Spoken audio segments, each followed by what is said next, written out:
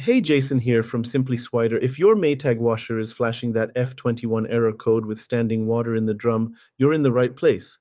I'll walk you through 6 proven fixes that solve this problem 90% of the time, and you can do most of them yourself in under 30 minutes. Before we start, always unplug your washer and wear safety glasses when working on appliances. Before we get started, if you run into any questions, jump into our Facebook group. Links in the description. We've got thousands of people helping each other fix their appliances, and I pop in there daily to help out.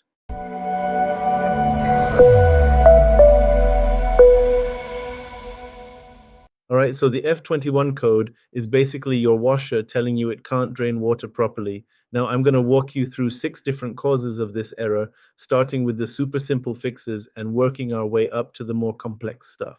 Here's the thing, 9 times out of 10, it's going to be one of those simple fixes, so don't start tearing your washer apart just yet. So the most common culprit by far is a clogged drain pump filter. I see this constantly. You'll know it's the filter when that F21 code pops up and you've got water sitting in the tub after a cycle. What happens is coins, lint, baby socks, and all kinds of debris get trapped in there and block the pump from pulling water out. Here's how to fix it in about 10 minutes. First, unplug the washer for safety. Locate the small access panel at the bottom front. It's usually on the lower left. You'll need a shallow pan, old towels, and possibly a quarter or screwdriver to open the panel.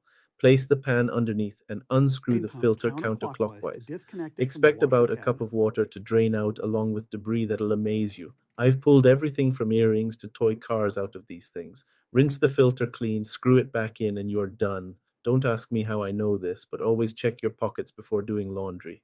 Next up is your drain hose. This gets kinked or clogged way more than you think. You'll spot this problem when the F21 shows up and you can see the hose at the back is twisted, pinched against the wall, or just not positioned right. I had this customer last month who moved her washer to paint behind it, and when she pushed it back, the hose got all kinked up. Here's what you need to check. The drain hose end should be positioned 30 to 96 inches above the floor, where it enters your home's drain pipe or laundry sink. This height range prevents siphoning and ensures proper drainage. Straighten out any kinks you see, and if you suspect internal clogs, disconnect it and flush it out with water or snake it with a plumber's snake. Too much detergent or using the wrong kind can absolutely trigger an F21 code. You'll know this is your problem when you see Sud flashing along with the F21 or there's visible foam in the drum.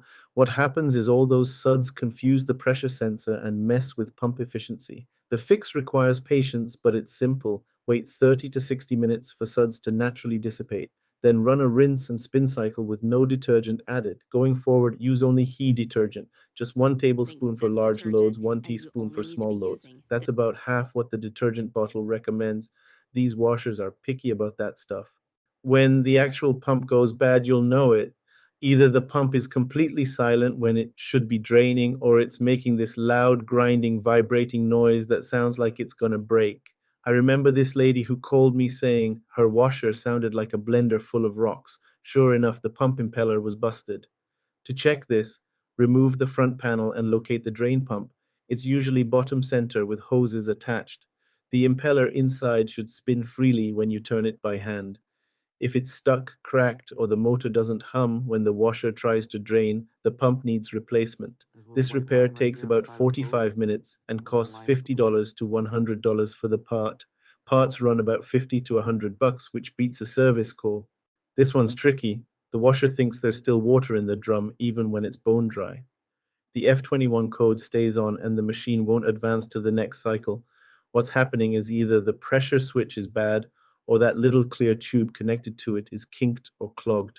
There's also this thing called an air trap on the back of the tub that can fill up with sediment and mud over time.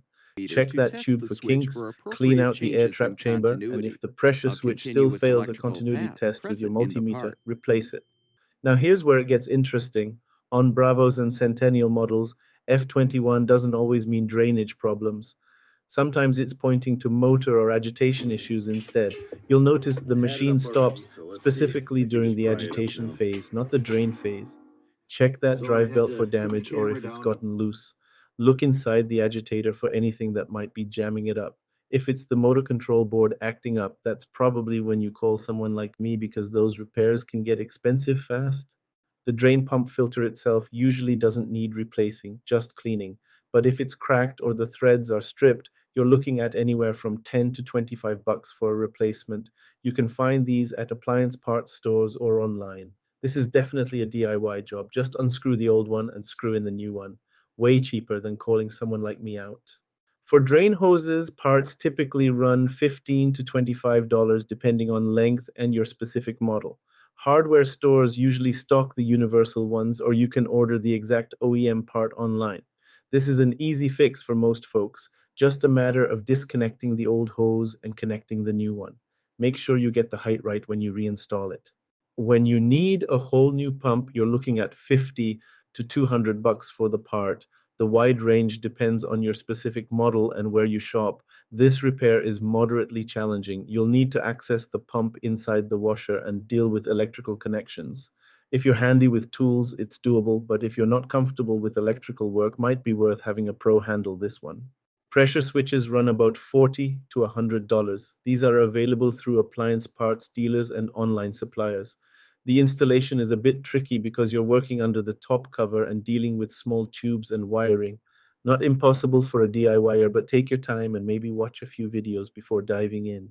All right, if you're dealing with faulty parts, let's talk about what you're looking at cost-wise and whether these repairs make sense to tackle yourself. The good news is most of these parts are pretty affordable and the labor to install them isn't too crazy. Now you can see right there on your screen the most common Maytag models that run into these F21 issues. Take a look. You might even spot your own model number up there. The 2000, 3000, and 4000 series are particularly prone to drainage problems, and there's actually a firmware update for some of the 4000 series units that can help. The Bravos and Centennial models are interesting because their EF21 code often points to motor issues instead of drainage. Here's your F21 troubleshooting checklist. First, clean the drain pump filter. This fixes 70% of cases in 10 minutes. Second, check for kinked drain hoses. Third, wait out excess suds if you see foam. Fourth, test the drain pump operation. Fifth, inspect the pressure switch tube. Finally, check motor and belt issues on Bravos models. Work through these steps in order. Most problems resolve in the first 3 steps. Most of these fixes are going to save you way more money than calling someone like me out there. If you guys know someone who's having appliance troubles, please send them the link to this video or a link to my channel where I have tons of other videos showing how to fix pretty common issues with appliances, sometimes for free or as little cost as possible. It sure beats having a repairman come out and spending several hundred for them to fix it when it could be something so simple. If this helped you get your Maytag washer draining again, hit that like button and drop a comment below. Let me know which fix worked for you. Really helps other people with the same problem. And if you haven't already, please subscribe to the channel. We'll get this out to more folks who need to save some time and money. Thanks for watching, and I hope you guys have a great day.